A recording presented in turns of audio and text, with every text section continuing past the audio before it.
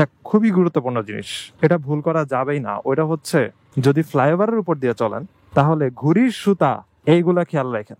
কারণটা হইতাছে এরকম অনেক রিপোর্ট আসছিল যে ফ্লাইওভারের উপরে কি করে ঘুড়ির সুতা এরকম এক কোণা থেকে আরেক কোণাতে লাগা রাখে রাতের বেলা, রাতের অন্ধকারে ওগুলা বোঝা যায় না। পরে কি হয়, ওই ঘুড়ির সুতা হচ্ছে গলায় আটকায় যায়, গলা কেটেও যায়। আবার একজনের আমি দেখছিলাম, মনে হয় সাইকেলের একটা গ্রুপে পোস্ট দিছিল নাকি মোটর সাইকেল, জানো, ঘুড়ির সুতাতে ব্যাগ ট্যাগ কেটে অবস্থা খারাপ, ব্যাগের জন্য তার গলা বেঁচে গেছে আর কি।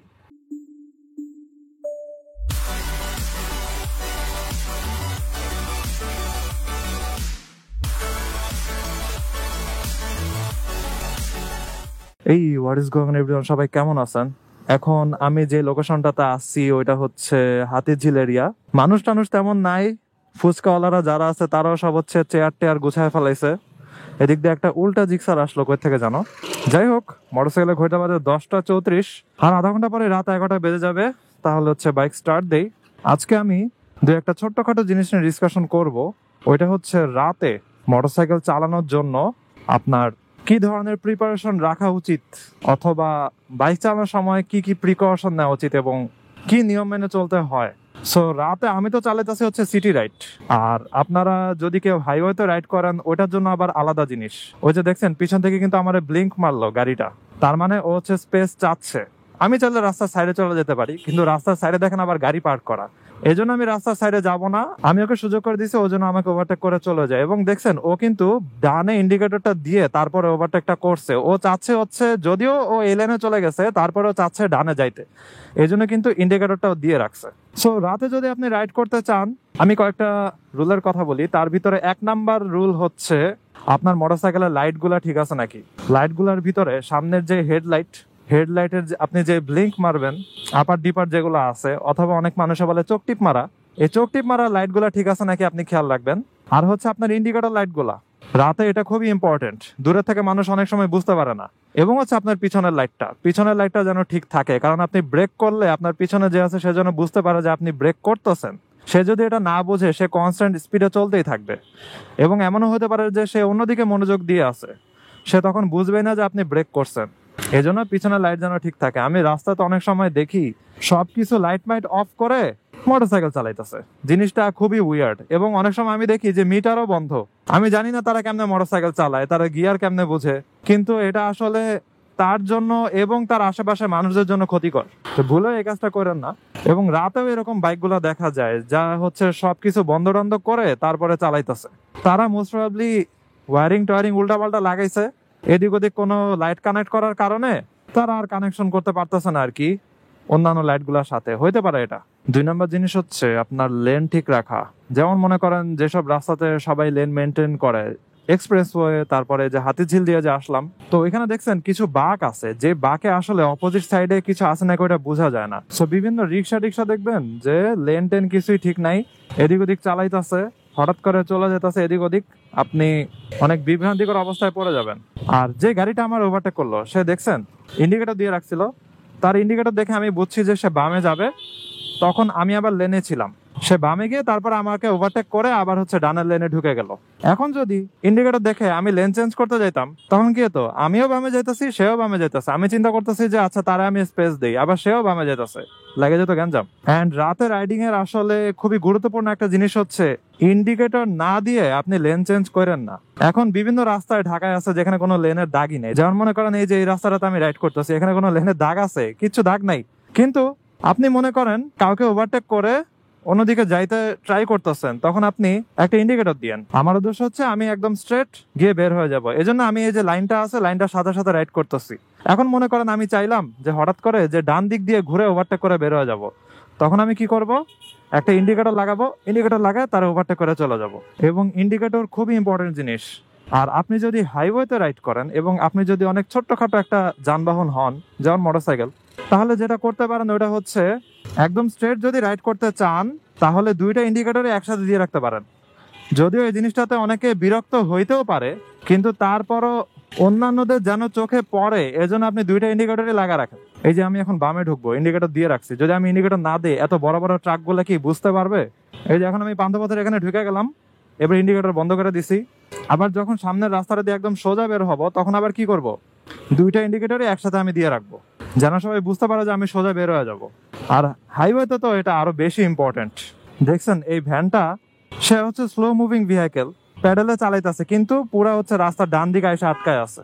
এই যে দেখছেন এখানে কি রিক্সার জটলা লাগছে, কিছুই বুঝলাম না কাহিনী। বসুন্ধরা বন্ধ হয়ে গেছে সেই রাত 8টা বাজে, এখন রাত 11টা বাজে, এখনো পর্যন্ত রিক্সার জটলা। যাই হোক, আরেকটা রুল হচ্ছে এই যে যেমন দেখছেন পুরো অন্ধকার রাস্তা, এই অন্ধকার রাস্তাতে কিচ্ছু দেখা যেতেছে না। ওইখানে আপনি যেটা করবেন নিয়ম মাফিক ভাবে চোখ টিপ মারবেন, ঠিক আছে? চোখ টিপ বলতে বোঝাইতেছে যে আপনি আপার ডিপারটা চেঞ্জ করবেন। আর আমার মোটরসাইকেল ওইটার জন্য একটা বাটনই দেওয়া আছে, ওইটা দিয়ে হচ্ছে আমি আপার লাইটটা মারতে পারবো।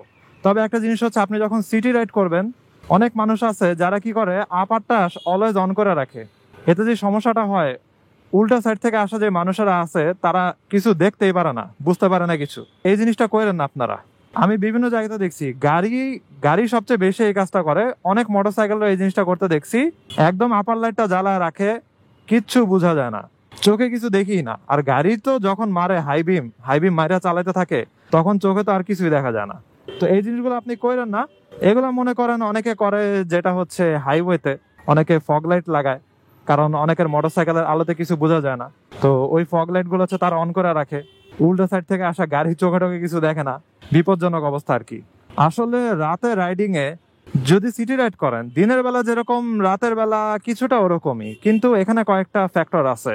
যেমন আমি এখন যে রাইড করতেছি এটা হচ্ছে রাত অলমোস্ট 11টা বাজে, এবং রাস্তা কিন্তু এখনো খালি হয় নাই, অনেক মানুষেরা আছে, অনেক দোকান খোলা আছে, তারপর অনেক রেস্টুরেন্ট খোলা আছে, অনেক কাপড়ওয়ালারাও এখনো কাপড় বেচতে আছে, ভ্যানওয়ালারা এখনো কিন্তু সবকিছু বন্ধ হয় নাই। তো এই অবস্থাতে আপনি রাতে সিটির যে রাস্তাগুলো আছে এখানে জোরে রাইড করা থেকে বিরত থাকেন, কারণ বিভিন্ন মানুষেরা হঠাৎ করে রাস্তা পার হয়, তারপরে বিভিন্ন ভ্যানওয়ালা থাকে, রিক্সাওয়ালা থাকে, তারা চলে আসে। তারপরে বসুন্ধরার সামনে একটু আগে আপনারা দেখলেন রিক্সার জটলা। তো হঠাৎ করে জোরে জোরে রাইড করতে থাকলে আপনি ওই যে ট্রাকটার পিছনে যে ছিলেন, দেখবেন যে ধাম করে আটকায় গেছেন, ঠিক আছে, রিক্সার সাথে, এবং ওভারটেক করতে যায় দেখবেন যে রিক্সার সাথে সংঘর্ষ লেগে গেছে।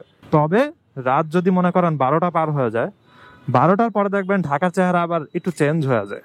যারা ব্যবসায়ীরা আছে তারা অনেকেই হচ্ছে খাতা কলম বন্ধ করে চলে যায়, এবং রাস্তা অনেক নীরব হয়ে যায়, এবং রিক্সাওয়ালারাও একটু কম থাকে। রিক্সাওয়ালারা আবার ভোর 5টার দিকে চলে আসে, কারণ ভোর 5টার দিকে এদিকে কিছু বাস টাস দূরের থেকে আসে, দূরপাল্লার বাসগুলা তাদেরকে নেওয়ার জন্য আসে। আমি যখন উদ্বাসে ক্লাস নিতে যাইতাম, তখন এই জায়গাতে কলা বাগানে এসে পৌঁছাতাম আমি ভোর 5টা বাজে।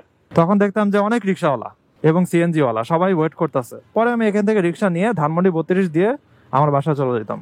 আচ্ছা, ধানমন্ডি 32-এ তো রাস্তা খুলে দিছে, আমি ভুলেই গেছি, হুদাই আমি এত দূর ঘুরে ঘুরে যাইতাছি। ওই যে পুরানো অভ্যাস, এই পুরোটা ঘুরে যাইতাম যে। আচ্ছা, এক কাজ করি, এদিক দিয়ে ঘুরে না গিয়ে একদম ধানমন্ডির 27 নাম্বার দিয়ে ঢুকি। ও না, আরেকটা সমস্যা আছে, ধানমন্ডির 27 নাম্বার দিয়ে ঢুকা যাবে না। কেন জানেন? 27-এর লাস্টে যে রেস্টুরেন্ট গুলো আছে ওগুলাতে অনেক সময় বিয়ের দাওয়াত থাকে, এই জন্য প্রচুর গাড়ির জ্যাম লাগে ধানমন্ডি 27-এ রাতের বেলাতে, শুক্রবারে। সো যেদিন ভিডিওটা রেকর্ড করতেছি ওই দিন শুক্রবার, এই জন্য 27 নাম্বারের রাস্তাটা এখন অ্যাভয়েড করবো আর কি, 32 নাম্বার দিয়ে যাওয়াই বেটার হবে। এখানে দেখেন অনেক শ্রমিকেরা রাস্তা হচ্ছে বসে আছে গরমের কারণে, প্রচুর গরম, এবং ওয়েদার দেখাইতেছে যে নেক্সট 2-3 দিনের মধ্যে হচ্ছে 45 ডিগ্রি সেলসিয়াসে যাইতে পারে তাপমাত্রা। ওইটা চিন্তা করে আরো বেশি গরম লাগতেছে। যাই হোক, রাতে রাইডিং এর আরেকটা জিনিস হচ্ছে, আপনি যদি গভীর রাতে রাইডিং করেন, মনে করেন রাত 3টা 1টা 2টার পরে, ওই সময় খুবই সেফলি যেসব রাস্তাতে আলো আছে ওইগুলো ফলো করেন। এবং আরেকটা জিনিস হচ্ছে, একটা খুবই গুরুত্বপূর্ণ জিনিস, এটা ভুল করা যাবেই না, ওইটা হচ্ছে যদি ফ্লাইওভারের উপর দিয়ে চলেন তাহলে ঘুড়ির সুতা এইগুলা খেয়াল রাখেন। কারণটা হইতাছে এরকম অনেক রিপোর্ট আসছিল যে ফ্লাইওভারের উপরে কি করে ঘুড়ির সুতা এরকম এক কোণা থেকে আরেক কোণাতে লাগা রাখে রাতের বেলা, রাতের অন্ধকারে ওগুলা বুঝা যায় না।